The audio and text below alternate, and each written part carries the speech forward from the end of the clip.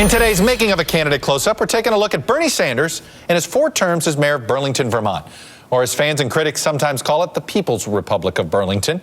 After a string of unsuccessful races in 1981, Sanders defeated a 5-term Democratic incumbent by just 10 votes in a state with a long history of electing moderate Republicans that had only recently elected its first Democratic senator. I think it's fair to say that it was a shock to the establishment. Nobody thought we could win that election. He's right, actually. In his first year in office, by the way, 11 of the 13 aldermen, Democrats and Republicans, opposed everything Sanders did. In the next election, Sanders ran progressive candidates, so-called Sanderistas, against the Democrats on the council, and he won enough seats for veto power. There is one city in America where people have taken on the Democratic Party, the Republican Party, big business, the local newspaper, and the whole damn establishment, and we beat them. Some things never change, right? More than 1,000 hours of tape, by the way, exists from Sanders' time as mayor thanks to a public access TV show he hosted called Bernie Speaks. In this moment from 1987, Sanders interviews several musicians who joined him to record a folk album called We Shall Overcome. The economic message will sound very familiar. The literal fact is that we've doubled the number of billionaires in America in the last year. Okay, you got some people, one guy's wealth grew by $4 billion. One guy is now worth $8 billion. Okay, and you get people sleeping out all over the streets, all over America. Okay, how come musicians aren't writing about that? How quaint when somebody was worth just $4 billion. But Sanders was also a pragmatic mayor. He boasts in his memoir that in Burlington, he out-Republicaned the Republicans, auditing the city's pension system for the first time in 25 years and fixing city streets. On the trail, especially before African-American audiences, Sanders touts his efforts to reform the police department. I was, as you all know, the mayor of Burlington, Vermont for 8 years. And in that capacity, worked very, very hard with our police department and got to know many of our police officers and worked hard to reform our police department. We moved toward what we call community policing. The chairman of the police commission, one of the wealthiest men in the state, became an unlikely ally in 1987. U.S. News and World Report named Sanders one of the country's 20 best mayors. Still, Sanders' critics ridiculed his leftist foreign policy in 1985. He traveled to Nicaragua at the invitation of the Sandinista government and to celebrate the 7th anniversary of the revolution. When he came back, he praised both the Sandinistas and Fidel Castro.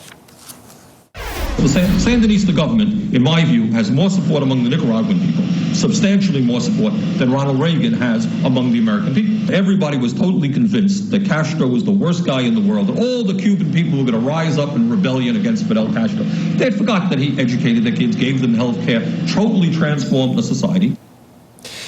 Garrison Nelson is a political science professor at the University of Vermont and a longtime Sanders watcher. Mr. Nelson, yes, indeed. Professor Nelson, welcome, sir. Let me ask you this. Certainly, Chuck. All right, I think we got the answer to what did a Mayor Sanders do when he ran into problems facing both parties, Republicans and Democrats. He just went and ran against them. So I take it that's what we should assume would happen if a President Sanders ran into a gridlock and a roadblock with Congress in his first year in office. Hard to do. Very hard to do. And once again, we've got two rather entrenched parties. Both have been around for 2 centuries for the Democrats and 150 for the Republicans. Yeah, it's going to be hard to do that. Jimmy Carter tried it, as you may recall, tried to sort of speak over the head of Congress to the people, and didn't quite work. So he's going to have to make some adjustments, make some sort of a peace with at least the Democrats.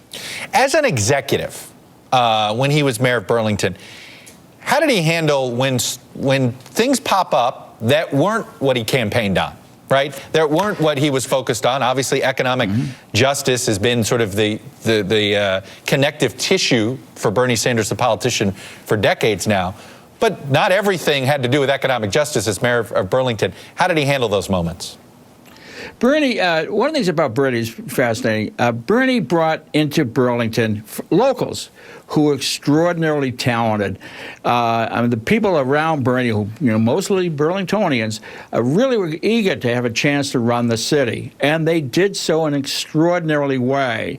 They're very successful. The city has won multiple accolades. My last count is 67 accolades since 2000 that Burlington has achieved, and this is after Bernie has left as mayor. So Bernie totally changed the way in which the city operated and how people regarded themselves in the city.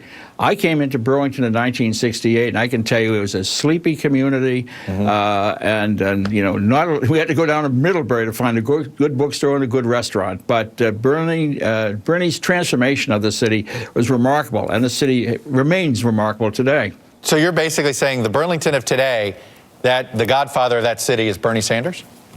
You got it. Put it this way, I was not always willing to accept that denotation, but I would have to say so now. Yeah, because the people he brought into city government were incredibly creative and talented, and we got an arts council, and we got a youth council, and aging councils, and women's councils, and they basically really just transformed the city, really made the city as open as possible to the citizenry. Now, you have to understand that before Bernie came, there was a very serious effort to sort of yuppify Burlington, to sort of push the poor people out of the city, you know, into the surrounding communities, you know, build high-rise condos, very expensive dwellings. But Bernie prevented that from happening. And he really made the waterfront park, if you've been to Burlington, you're beautiful. As they say, it's accessible to the citizens.